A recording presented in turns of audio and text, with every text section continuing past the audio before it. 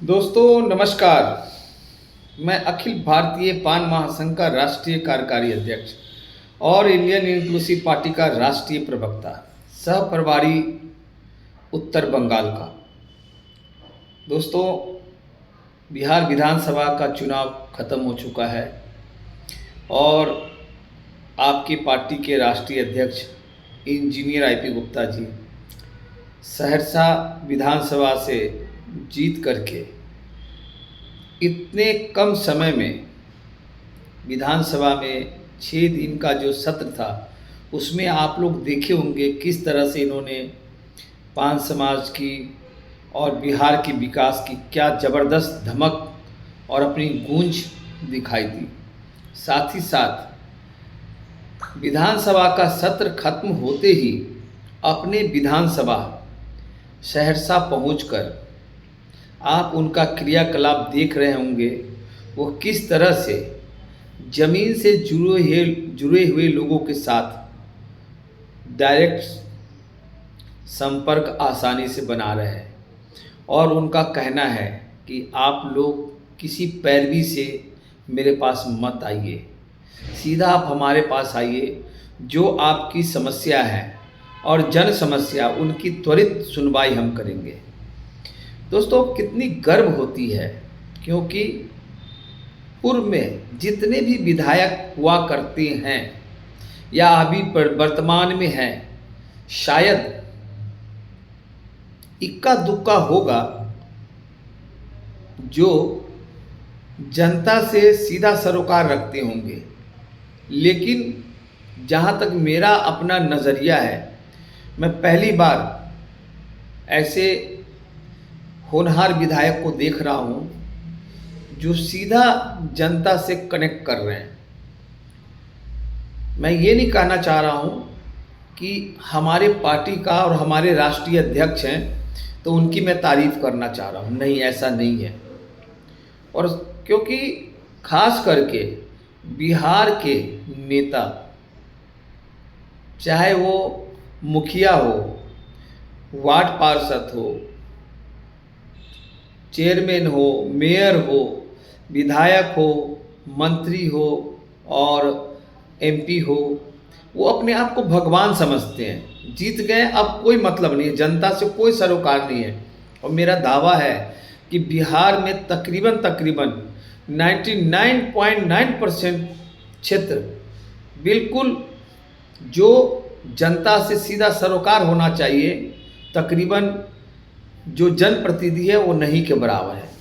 इसी क्रम को तोड़ते हुए इंजीनियर आईपी गुप्ता जी सहरसा में आप देखेंगे कि अभी तो लोगों को लग रहा है नया नया है, तो इसलिए लोगों से जुड़ रहे हैं, सब्जी वाले से, ऑटो वाले से, स्कूल में जाकर सरकारी ऑफिसर को भी उन्होंने बिल्कुल शांत भाव से, बड़े सहज तरीके से उन्होंने बोला अपना काम कीजिए, मेरा कोई भी दबाव नहीं होगा, लेकिन जनता और क्षेत्र के हित में काम कीजिए। तो ये कितनी तारीफ़ और काबिल तारीफ़ है। साथियों, यह तो अभी शुरुआत हुआ है, अभी बहुत जल्द ही बिहार में पंचायत चुनाव होने वाला है।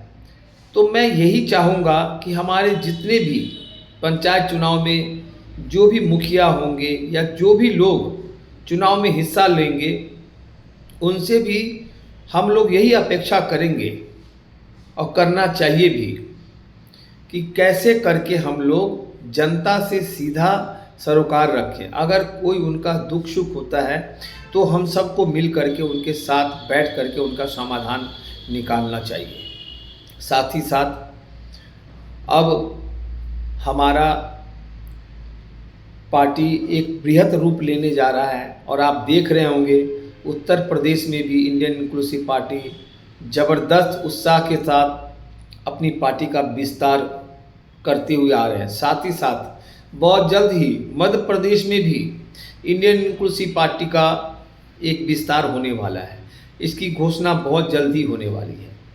साथ ही साथ मैं अपने बिहार के इंडियन इंक्लूसिव पार्टी के और अखिल भारतीय पान महासंघ के जितने भी जिला अध्यक्ष हैं तो उन सभी से आग्रह करता हूँ कि आप लोग अपनी जिम्मेदारी को बखूबी निभाइए और आप लोग जो हमारा सदस्यता अभियान है उसको अब जोरों शोरों से चलाइए, क्योंकि सदस्यता अभियान हमारा अधूरा रह चुका है, तो उसको भी जोर शोर से चलानी है। और बहुत जल्द ही जैसे ही संगठन का विस्तार होगा तो मेरा मानना है कि हर विधानसभा में जो पीछे जो गलतियां हुई हैं उसको हम लोग नज़रअंदाज करके हर विधानसभा में 2 विधायक प्रत्याशी हम लोग चुनेंगे। वो 2 विधायक प्रत्याशी पूरे 5 साल तक उस विधानसभा में अपने क्षेत्र के जुड़े हुए लोगों के साथ काम करेंगे और वहाँ के स्थानीय विधायक के साथ मिल करके जो भी हमारे समाज के अलावा अन्य समाज के लोगों का भी कोई किसी तरह से कोई भी समस्या है तो वो चुने हुए जो भावी प्रत्याशी के रूप में होंगे वो उस क्षेत्र के विधानसभा क्षेत्र के रूप में काम करेंगे। सोचिए अगर हर विधानसभा में, क्योंकि हम लोग हमेशा से हमेशा हर पार्टी का झंडा उठाते रहें, माला हमारा और नेता उनका, क्यों ना हम लोग हर विधानसभा में अपना नेता अपना हीरो चुन करके बिहार विधानसभा की चुनाव 2030 की अभी से करें। तो मेरा मानना है हर विधानसभा में 2 विधायक प्रत्याशी हम लोग पहले से ही घोषणा करके रखेंगे और उन दोनों में जो सबसे अच्छा काम करेगा तो हमारे लिए और पार्टी के लिए भी बहुत सरल होगा कि हम उन दोनों में से किसी एक को चुनाव कर करके अपना हीरो को चुनाव में उतारेंगे। और या किसी के साथ हमारा गठबंधन भी होता है तो गठबंधन होता है तो हमारे लिए बहुत सहज रहेगा कि हम ज़्यादा किस में जा सकते हैं। तो मेरे साथियों बहुत जल्द ही इन सब रूपरेखा पे काम होगा और जैसे ही हमारे राष्ट्रीय अध्यक्ष जी जब अपने निर्वाचन क्षेत्र से, क्योंकि ये बिल्कुल नए हैं और सहरसा में बहुत काम करना बाकी है, ऐसा लगता है सहरसा में आज तक कोई विधायक एमपी कभी काम ही नहीं किया हो, तो ये सारी जिम्मेदारी हमारे विधायक जी पे आ गया है। तो उनको जब थोड़ा सा शिथिल करके पटरी पे ला करके आएंगे तो मेरा मानना है कि संगठन में ज़बरदस्त आमूलचूल बदलाव होगा और होना चाहिए भी, क्योंकि संगठन जब तक मजबूत नहीं होगी तो पार्टी मजबूत नहीं होगी, पार्टी मजबूत नहीं होगी तो हमारा नेता भी मजबूत नहीं होगा। तो इन 3 चीज़ों पे हम लोगों को काम करना है। साथियों बिहार का विकास में भी आपके राष्ट्रीय अध्यक्ष जी का एक बहुत अहम भूमिका होने वाला है, क्योंकि हम यह नहीं मानते हैं कि हमारा पक्ष से और विपक्ष से, हम न्यूट्रल अभी चल रहे हैं। जहां हमारे बिहार की हित की बात होगी वहां पे हम उसका सरकार का समर्थन करेंगे और जहां पे अहित बात होगी हम उनका विरोध करेंगे। अब यही सवाल कि हमारी आरक्षण कैसे हो आएंगी, क्योंकि हम लोग अपने आरक्षण के लिए ही हमारा उद्देश्य था, राजनीति करना हमारा उद्देश्य नहीं था। तो 100 शेर के बराबर एक शेर बिहार विधानसभा में बुनकर समाज का प्रतिनिधित्व करने के लिए विधानसभा में पहुँचे हैं और बहुत जल्द ही, क्योंकि आप लोग भी अब बीजेपी वाले से, जनता दल यूनाइटेड वाले से बोलना शुरू कीजिए कि जब बिहार विधानसभा का चुनाव हो रहा था उसमें आपके राष्ट्रीय स्तर के नेता ताती तत्वा पान समाज को आरक्षण देने की बात किए थे। और याद होगा बीजेपी के प्रदेश अध्यक्ष संजय जायसवाल जी ये बोले थे कि केंद्र सरकार के द्वारा सुप्रीम कोर्ट का रिटायर्ड जज का कमेटी बना हुआ है और बहुत जल्द ही ताती तत्वा पांच समाज को आरक्षण मिलने वाला है। तो आप लोग भी अपने अपने क्षेत्र से आवाज़ उठाना शुरू कीजिए कि आपने जो कमिटमेंट किया था हमारे समाज को लेकर के, और हमारे समाज के तथाकथित नेता जो वो बोलते थे कि आरक्षण तो बीजेपी वाले ही दिलाएंगे, लेकिन बीजेपी वाले जब ये लोग बीजेपी में थे, जनता दल यूनाइटेड में थे, राजद में थे, हर पार्टियां में थे, तो कोई लोग ताती तत्वा का नाम लेते हुए शर्माते थे। आज आपके समाज की इतनी ज़बरदस्त ताकत हो गई कि राष्ट्रीय स्तर के नेता, चाहे वो प्रधानमंत्री नरेंद्र मोदी जी हो, गृह मंत्री आदरणीय अमित शाह जी हो, तकरीबन सब लोगों ने बिहार में आकर के आपकी ताकत को और आपके आरक्षण को उन्होंने स्वीकारा है कि इसके साथ भेदभाव हुआ है।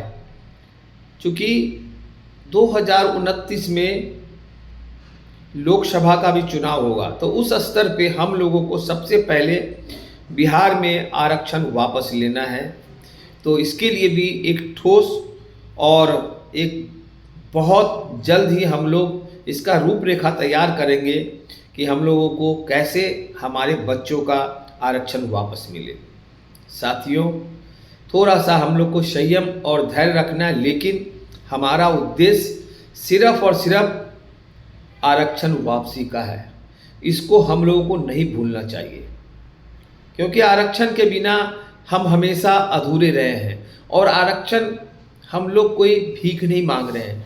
आज़ादी के बाद से हमारा आरक्षण था और कोई नया आरक्षण हम नहीं ले रहे हैं। तो बहुत जल्द ही हम लोग एक नई रूपरेखा तैयार करके फिर से आरक्षण पे चर्चा शुरू कर देंगे। और उत्तर प्रदेश में भी आपकी टीम ज़बरदस्त रूप से 75 जिलों में अपनी तैयारी कर रही है। वहाँ भी आरक्षण का मसला है और तकरीबन भारत में बुनकर समाज के साथ केंद्र सरकार पूरी तरह से भेदभाव करती आ रही है और कर रही है। ये शायद आप लोगों को पता है या नहीं पता है, लेकिन जो भी सरकार का कुछ भी क्रियाकलाप होता है वो पूरी तरह से बुनकर समाज को हाशिए पे रखकर होता है। अगर कोई बुनकर समाज का किसी प्रदेश से एमएलए या जिला से एमपी बनकर जाता है तो उनको इस तरह से भरमा कर रखते हैं कि अपने पाले में रख लेते हैं। वो बेचारा बुनकर समाज की बात ही करना बंद कर देता है।